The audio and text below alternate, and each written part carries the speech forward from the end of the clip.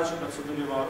Taip gražiai sutapo, kad mūsų šachmatų šventė vyksta šiandien, tuo pačiu metu kaip ir kovo 11. Gal tai yra simboliška. Manęs paprašė viceprezidentas ponas Udaužinovas visus jūs pasveikinti, atsiprašyti, kad jis nesugebėjo vakar suspėti į rungtynių pradžią, jis išskrido 5 valandą ryto į Maskvą. Tikrai jis mus prisimena, myli ir linki viso geriausio ir didelių pasiekimų. Ką noriu pasakyti, kad jūs turbūt žinot, kad užvakar vyko turnyras, kuris vadinasi Seimo taurė. Mes pasistengėm pasinaudoti to reikalo, kad pradėti atvirą agitacinę kompaniją už programą Šachmatai mokyklos. Per užvakar, nuo pat ryto iki vakaro, mes sugebėjom organizuoti Vilniaus susitikimus su Seimo pirmininku, kaip jūs žinot, jis yra darbo partijos atstovas.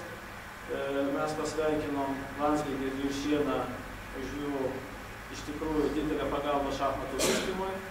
Sugebėjom pasikalbėti ir su jais. Jūs turbūt pirmai suprantat, kokia šitų žmonių yra tikroji įtaka politikai, nors jie yra aktyviai dabar, nors ir nedalyvauja šitame politinėje gyvenime. Mes susitikom su viceministru švietimo ir mokslo. Po to pas mus dar buvo pravestas nedidelis apvalus stalas mūsų pačių ir mūsų svečių iš Latvijos ir Estijos atstovų iš šachmatų federacijų. Paklausėm apie jų mintis dėl šio klausimo. Tikiuosi, kad mes lyderiausim šitoj srity tarp Baltijos šalių. Ir po to buvo tokie neformalūs susitikimai su praktiškai visų partijų atstovais. Ir aš manau, kad mes turim visai neblogas pradinės pozicijas, kad pabandyti kažką padaryti rimto šitoj srity. Mes gavome šį leidimą, išvertėm iš anglų lietuvių kalbą ir irgi per Seimo taurę išplatinom visiems politikam, kuriuos tik tai sugebėjom sugauti. Tai noriu paprašyti, kad kiekvienos komandos, kiekvieno miesto atstovai pasidalintų kažkaip šitą medžiagą, nuvežtų į savo miestą, turėtų savo klube ar mokykloje, ar tarp savo draugų. Ir aš manau, kad čia graži idėja išdalinti visų mokyklų direktoriam.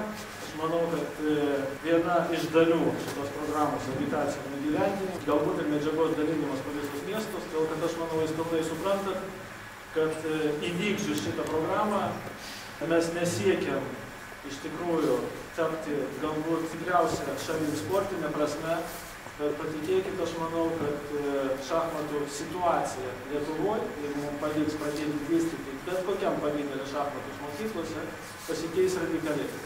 Mes galbūt nesugebėsim pakeisti savo statusą, pavadinsim tai kaip sporto, tai yra per sudėtinga. Ir iš tikrųjų reikia padaryti manevrą ir pabandyti praeiti truputėlį kito pavidalo. Tapti paprasčiausiai dalim kultūrinio gyvenimo. Jeigu tas pavyks, viskas labai radikaliai pasikeis mūsų gyvenime. Tai vėlgi ačiū ir aš perduodu teisę. Lengva mūsų federacijos prezidento ranka ir jo paramos dėka noriu paskelbti varžybų prizinį fondą. Merginų prizinis fondas dvigubėja. Pirma vieta gaus pavedimo 1200 litų, antra vieta 800 litų. Trečia vieta 400 litų. Vyrų komandų prizinis fondas Aleksandro Černovo dėka 20% organizacinių išlaidų bus kompensuota. Taigi pirmoji vieta 2400 litų, antroji vieta 1400 litų ir trečioji vieta 1000 litų. Taip pat bus pervesta į klubų sąskaitą. Dabar žodį supažindinti su varžybų rezultatais ir juos paskelbti suteiksiu Raimondui Purlioniui. Varžybų vertėjai. Visų pirma, tai aš eilinį kartą po gražiai, sakykime, tvarkingai įvykusio lygos turnyrą labai noriu jūs visus pasveikinti, kad jūs dalyvavot ir žaidėt būtent taip ir elgėtės būtent šitaip, korektiškai, gražiai gerbėt save ar varžovus. Su tuo visus sveikinu, jūs visi nugalėtojai. Per visus 7 ratus statistika tokia yra, kad baltieji laimėjo 47 partijas, lygių buvo 26, juodieji laimėjo 50 kartų, reiškia juodieji turi +3 ir 3 partijos rezultatas fiksuotas neatvykus vienam žaidėjui. Sužaidus visas partijas numatytos turnyrinė lentelė yra tokia, 12 vietoje liko Širvintos Vilkaviškio, 11 vietoje Lietuvos aklųjų sporto federacija, 10 vietoje Plungės Bokštas. Ir šitai komandai atskirai reikėtų dėkoti, kad mūsų turnyras turėjo lyginį komandų skaičių. Jos įsijungė į kalbėtas būtent mano ir tai jų pasiekta 10 vieta yra toks kaip ir prizinė.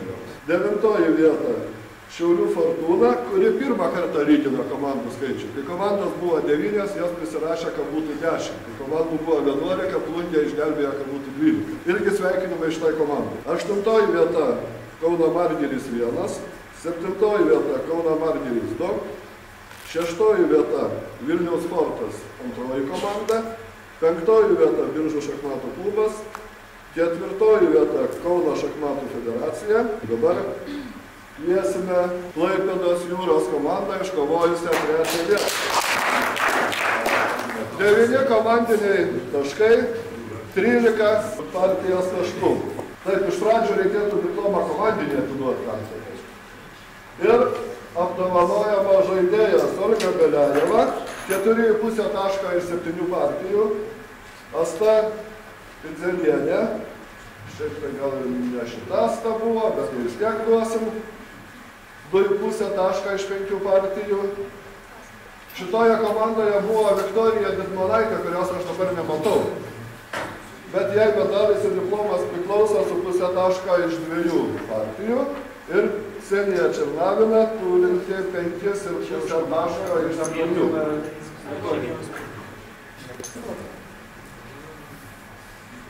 Ačiū. Taigi, 2 vieta Vilniaus sporto 1 komanda. 12 komandinių taškų ir 17 taškų asmenų. Komandos kapitonas Vaidas Sakalauskas. Tai kviesim prisijungti prie mergaičių. Jam įteiksim šitą komandinį diplomą ir medalį kaip komandos kapitonas. Komandoje žaidė Dominika Batkovskytė, 7 partijos iš 7 taškai 7 partijos. Antri metai išėlės, 14 iš 14. Pasaulio rekordas sveikinimai. Išsidumas daug. Begalinės.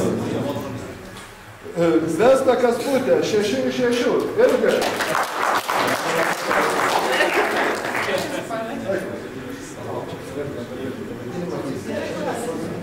Buvo 3 partijas sužaidė 1 tašką pelnė Jovita Žegaitė, kuri kaip tai nematau. Ir Gintarė Paulauskaitė, aš nenoriu sakyti, kad žaidė 5 partijas. Viena iš 4 žaidė ir 1 netvyko. Ir surinko 3 taškus. Tai jai kaip ir priklausytų irgi medalį. –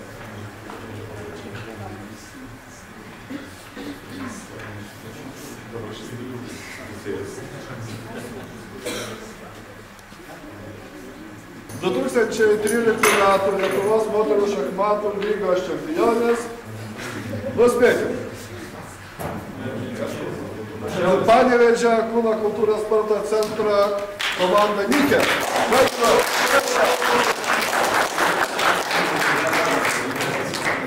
Visi mačai laimėti 16,5 taškelį. Bet komandinių taškų 14. Komandos kapitonia Salvinija Gabrilavičienė. Gavo penaltį. Giedrė Vanagaitė, 6 taškai iš 7 partijų. Rūta Jakaitytė, 4 taškai iš 5 partijų. Rūta Sfera. Živilė Urbanavičiūtė, 5 taškai iš 7.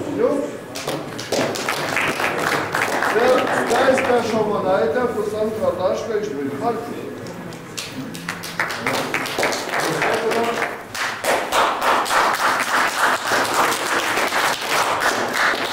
Iš viso per visas sužaistas partijas 112 pergalių baltiesiems, 71 partija baigėsi lygiomis, 96 juodųjų pergalės ir 1 rezultatas, viena partija neįvyko. 16 vieta Vilkaviškio Širvinta, 15 vietą užėmė Lietuvos aklųjų sporto federacija, 14 Kretingos Akmena, 13 vieta, tokia 13 metais 13 vieta. Rokiškio šachmatų klubas, 12 vieta Šiaulių Drakonas, 11 vieta Šiaulių Tomas, 10 vieta Marijampolės Sūduva Mantinga, 9 vieta Klaipėdos Bokštas, 8 vieta komanda, kuri pas mus figūruoja kaip AG iš Kauno, tai mes visi žinom, kad tai Lietuvos kariuomenės Antano Gustaičio šachmatų klubas. 7 vieta Juodasis Rytis iš Ukmergės, 6 vieta Plungės Bokštas, 5 vieta Vilniaus šachmatų šaškių sporto mokykla su pavadinimu Chess United komanda. 4 komandos surinko lygiai komandinių taškų, kas rodo, kad mūsų varžybos buvo labai įdomios, labai kovingos ir gana vienodo pajėgumo, kaip ir taip žiūrint pagal rezultatus žaidėjai žaidė, kas labai mus džiugina. Kitais metais yra buvę, kur iš vis konkurencijos nėra, ten 2 komandas konkuruoja, o čia 4 komandas surinko, finišavo labai panašiai taškų surinkę. Pagal papildomus rodiklius, pagal surinktus komandų žaidėjų taškus, Kauno Milsa ilgą laiką pirmavus ir liko 4 vietoje. Surinkama 20,5 taškų. Panevėžio šachmatų klubo komanda Babilonas, surinkusi 22 taškus, užėmė 3 vietą. Mes komandos kapitoną turim turnyrą direktoriaus asmenyje, bet jis medalio šiandieną gal ir negaus. Ar gaus? Gerai, visais atvejais sveikinu. Taip,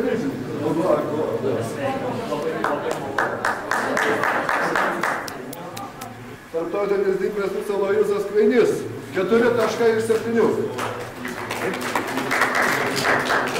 Tarptautinis didmiestis Andrei Kovaliov, 2,5 tašką iš 3. Tarptautinis didmiestis Ilmar Starostis, 2,5 tašką iš 4. Šioje komandoje žaidė tarptautinis meistras Oleg Ivanosov, 1 taškas iš 3. Tarptautinis meistras Kęstutis Labeckas, 3 taškai iš 6. Tarptautinis meistras Virginijus Dambrauskas, 3,5 tašką iš 4. Vitalij Novikov, 4 taškai iš 6. Taip, Tadas Vanagas, 1 pergalė iš 1 partijos, 100%, ko gero pagal procentus geriausias žaidėjas. Rimantas Valiūnas, 0,5 taško iš 1 partijos. Matematikos yra apie virusą. Gerai, labai gerai. Šypsam nematau. Vilniaus Mykolo Riomerio universiteto komandai. Taškus praėjusio Papilonas ir antroji vieta. Kviečiame komandą. Taigi, komandos kapitonas gauna medalį ir komandinį diplomą jaučiu. Ar duosime? Ir komandos žaidėjai dabar buvo taip, tarptautinis meistras Vaidas Sakalauskas, 3,5 taško iš 5. Be pralaimėjimų, bet lygių daugiau negu pergalių. Taip, fide meistras Tautvydas Vedrickas, 5 iš 7 ir 2 didmenis pusiausvyros. 100% sugrosime. 5. Laimonas Kočma su 1 medaliu Stovės turi 1 tašką iš 4 partijų. Bet auksinį sako, bent jau sidabrinį. Moterų tarptautinė didmestrė Deimantė Daulytė, 5,5 taško iš 6. Vaidas Šepkauskas, 4,5 taško iš 7.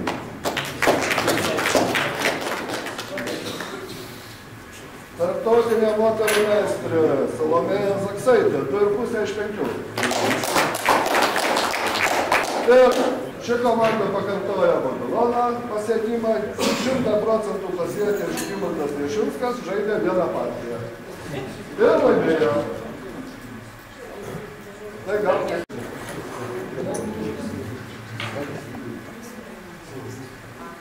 Čizą. Jau?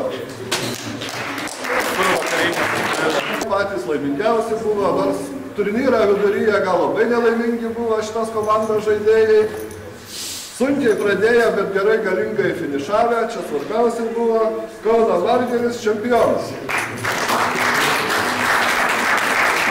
24,5 taško. Tai yra pusantro taško daugiau negu antros vietos laimėtojai. Tai aš pasinaudosiu progą, kai jie prašalė eina sveikinu iš karto visus.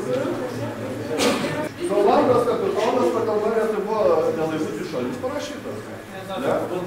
Šarūnas. Gerai, Šarūnas. Kam laiškus rašiau, tai aš tai galvoju, kad tavo. Šarūnai, ne? Ar tai Vierosas? Taigi.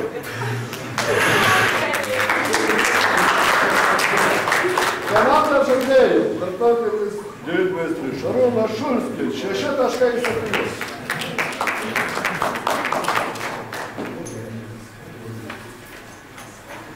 Tarptautinis didmeistris Karito Galavos. 1 pergalė iš 1 bandymą.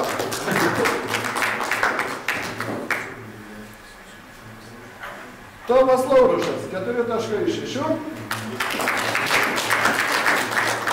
Titas Tremavičius, 4,7.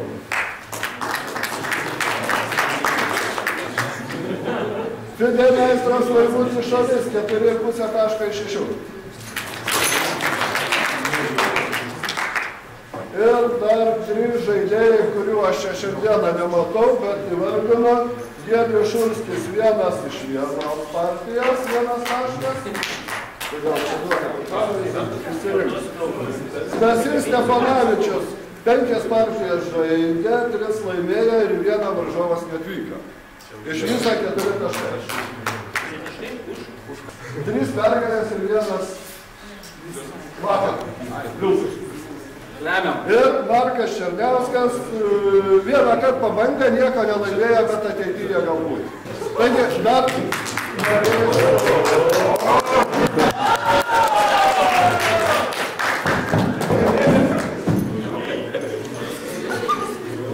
Taigi, prie tos mūsų tokios tikrai puikios ir geranoriškos bendravimo atmosferos, aš noriu padėkoti daug prisidėjusiam mūsų direktoriui, savo teisėjams, kurie nuo pirmo ėjimo iki paskutinio šalia šito sezone, ne tik šitą buvo Salvinė Gabrilavičienė, prašyčiau plojimų, Radvilė Katinskaitė padeda iššifruoti jūsų raštus.